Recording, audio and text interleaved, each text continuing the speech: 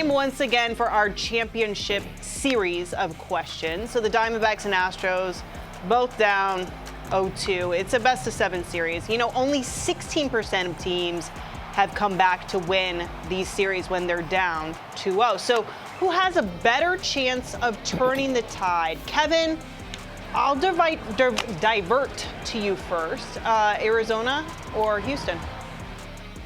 I think it's Houston, right? Okay, when you look at the Houston Astros, they went 6-1 at Globe Life Field this year, and they blew out the Rangers in the sweep at the end. I want to put my readers on because I don't want to get these numbers right.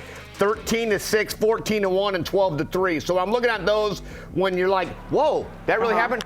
That's the team I'm going to nod to. Not only have they been to the World Series for the last 6 years, and all this experience they have, and Yordan Alvarez and all this offense and stuff, you just lean to this because of that. That's the reason, period, end of story. They've played well against the Rangers.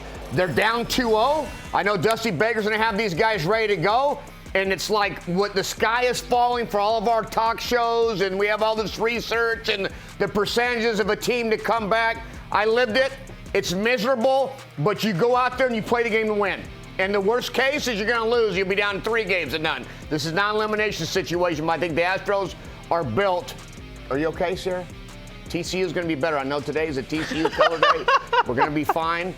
I know they lost to Colorado on the opening day. It was a brutal loss for TCU and a wonderful loss for prime time, Deion Sanders. But stay with me today.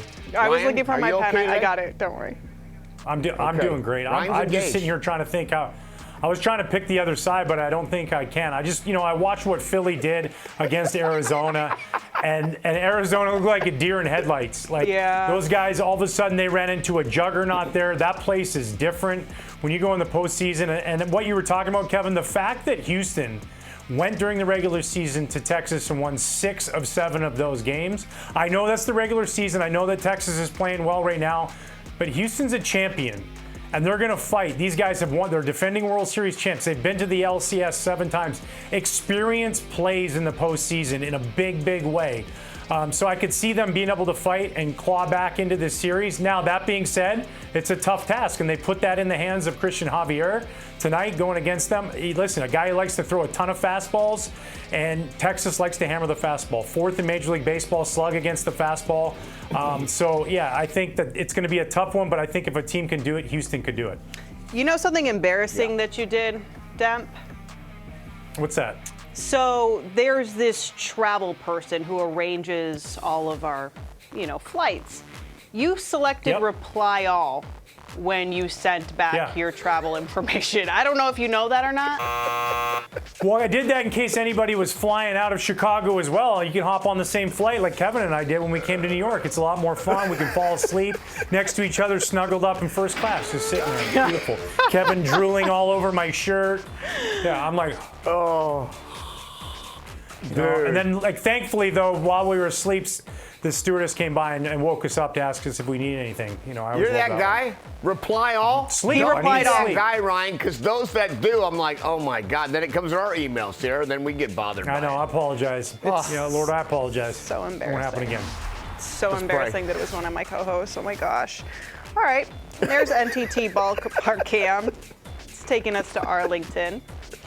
That is also where Max Scherzer is going to be starting Game 3 at Globe Life Field. It's his first time pitching since September 12th.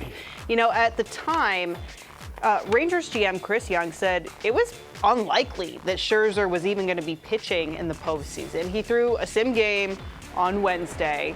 He threw a bullpen on Saturday. He's probably going to stay around 75 to 80 pitches.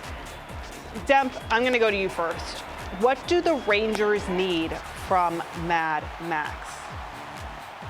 I'm going to say 4 innings. If they can get 4 quality innings, that allows you to maybe go 5. This is an offense that's going to be ready for them. And then just strikes, throwing strikes, establishing that strike zone, because you only have so many pitches you can throw.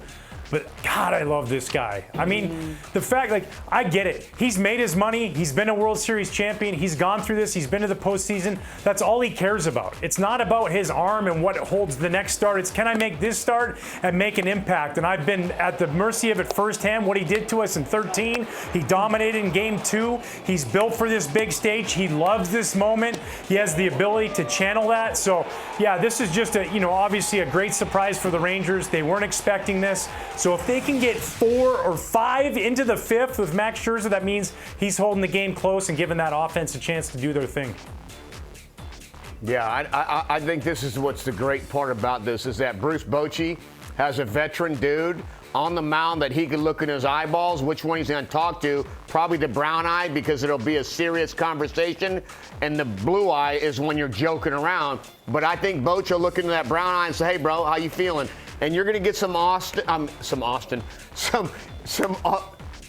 internet. Stay with me. Awesome interaction with each other that's honest. So there's a lot of awesome and honest, and stay with me. It's Austin, honest, and awesome.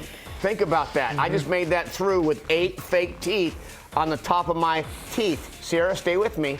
TCU is going to be fine. I think next year they'll beat the Colorado Buffaloes.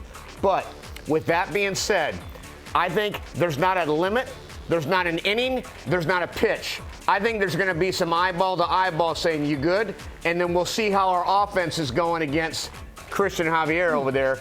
And he's doing his job, because if he's bashed the baseball, Max wants to go 7. I think that he'll go 7.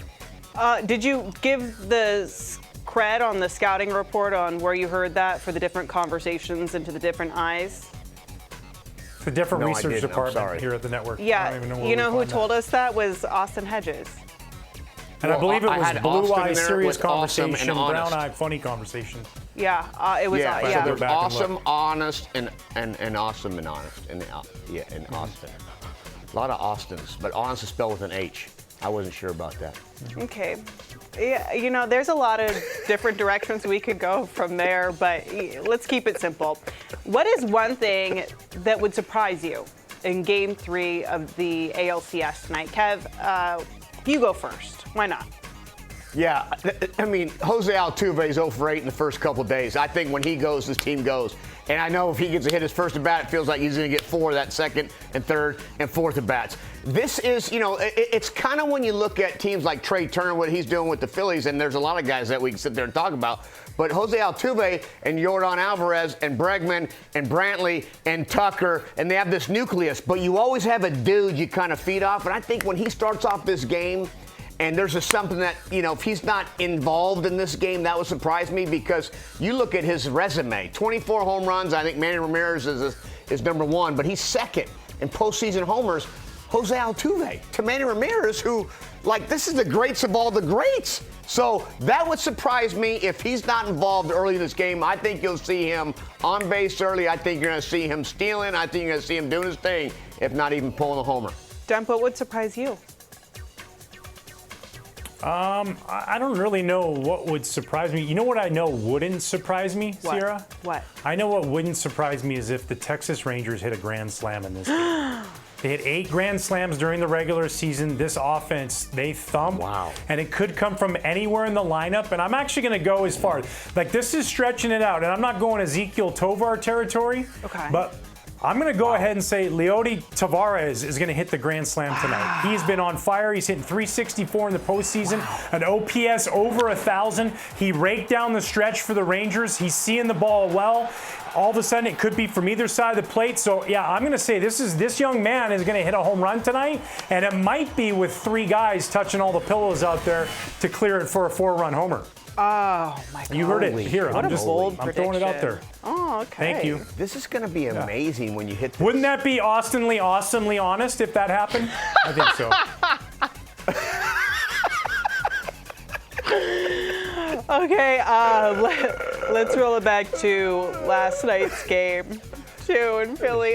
Johan Rojas and Nick Castellanos, they shared a tender moment after Castellanos made a nice catch at the wall. You can see they bring it in for a little bit. Ooh. So, Kevin, have you ever had a close encounter at perhaps first base? A little on-field PDA? Yeah, I mean, there's a lot. First of all, the noise is a factor. So sometimes you got to get in tight. You know, some guys can't hear real well, so sometimes you get in tight. I used to get in tight with Dempster, you know, if he was throwing a couple of sliders in the dirt, so I might run there and get in tight to his ear.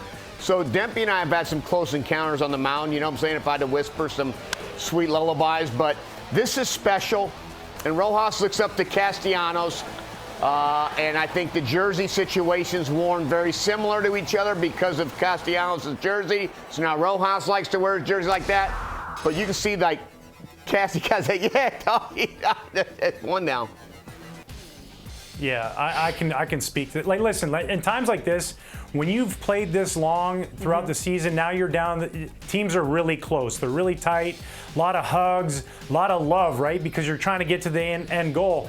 Kevin's always had that. Sierra, I'm out there pitching in a game one time. Mike Redmond comes out for a mound visit, so of course everybody comes to the mound. He's talking to me about the pitch.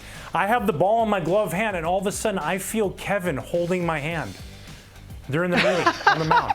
He just starts holding my hand. He's like, it's going to be all right, Ryan. Just throw it for a strike, and we're going to be good. He's one of those guys. He spreads the love around as a teammate, and you saw that last night with those guys.